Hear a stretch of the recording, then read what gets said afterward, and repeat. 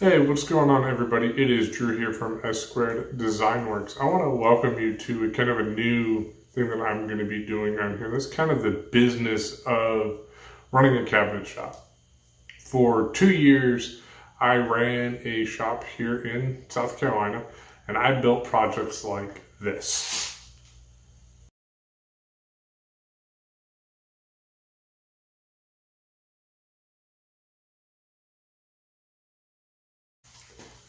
Now, unfortunately, my business partner and I didn't see eye to eye on how to best run the company to earn a profit in the direction that we wanted to go. So fortunately, he decided he no longer wanted to work with me. We dealt with what basically amounts to a business divorce over the past 2 years in kind of getting my interest out of that company and being able to then kind of put that to bed. So that issue is fully settled.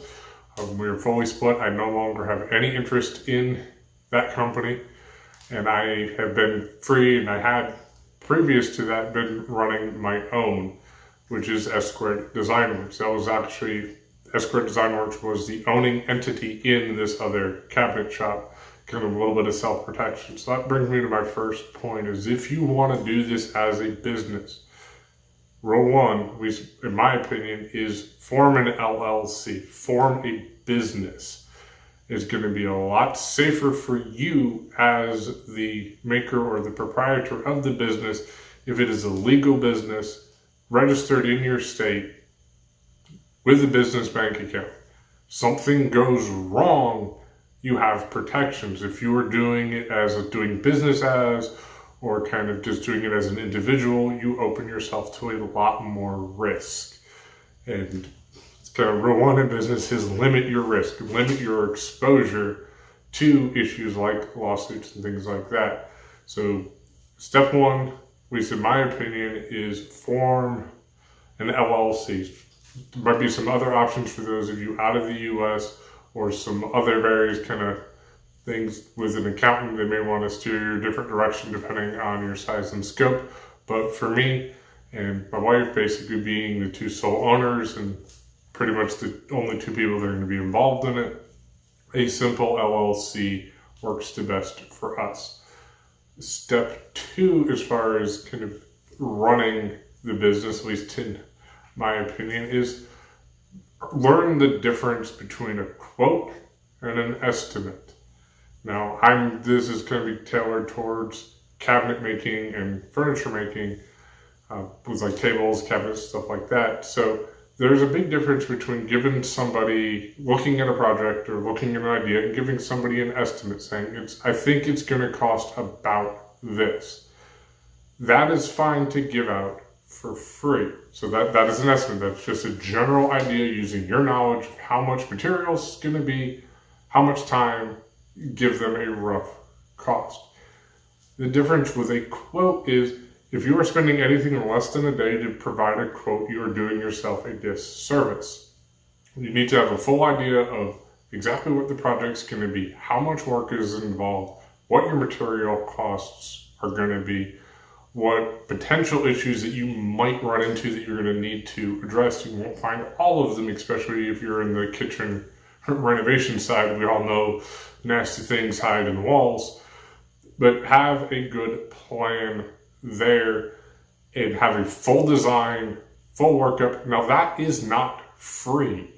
Providing a quote is not free. If someone says, well, I'm only going to do it with free quotes, you don't need them as a customer. For me, if I'm going to be doing a kitchen job, if I'm going to be doing any sort of larger scale project, in my eyes, if the project is over $1,000 estimate cost, I'm going to provide a quote. The quote's not free because it's a day's worth of my time to provide this. You charge accordingly to what your day rate is. That is what you charge for your quote. Now, if they go with you and you are awarded the bid, that is part of your bid process. You don't get to charge them again unless they come up with design changes and change orders and all that other fun jazz. So, rule one, LLC, Number two, quotes and estimates are different, and quotes are not free. Granted, this means you might not get as much work, but the work you get and the customers you get with having a charged quote tend to be much better conversions.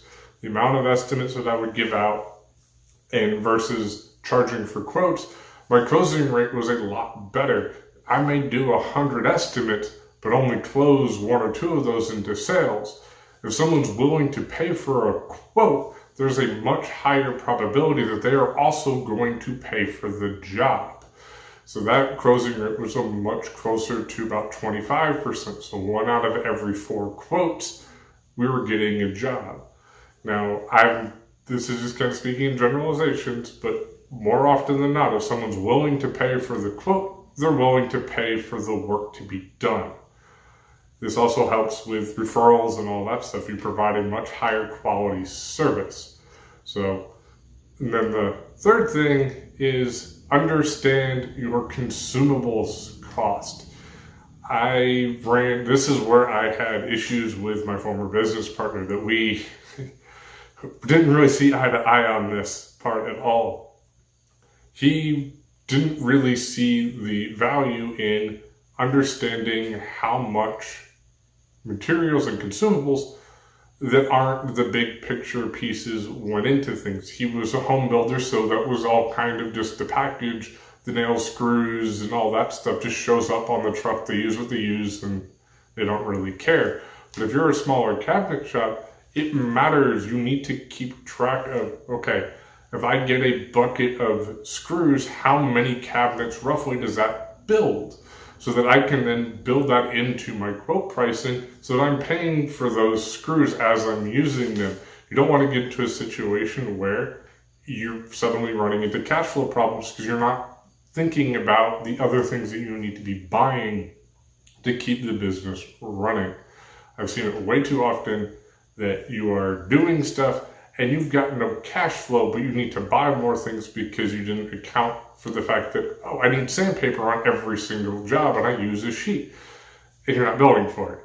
So those are some of my kind of 3 key tips to get started as a kind of in the cabinet business. This is going to be an ongoing series. I plan to hopefully upload about one of these a month as I am getting S-Squared Design Works back up running, with the ultimate goal of this becoming more than just our side project that it is now, and it being back to a full cabinet shop doing larger projects. That's still a ways off. Like I said, we are just getting off the ground. The Mesta shop project, the shop is mostly functional. We've got a project in here now. You'll be seeing the video of that here shortly. So if you like this kind of stuff, hit that like button, hit the subscribe, and follow along with us as we kind of delve into the business side of running a small cabinet shop and making furniture. Thanks for watching.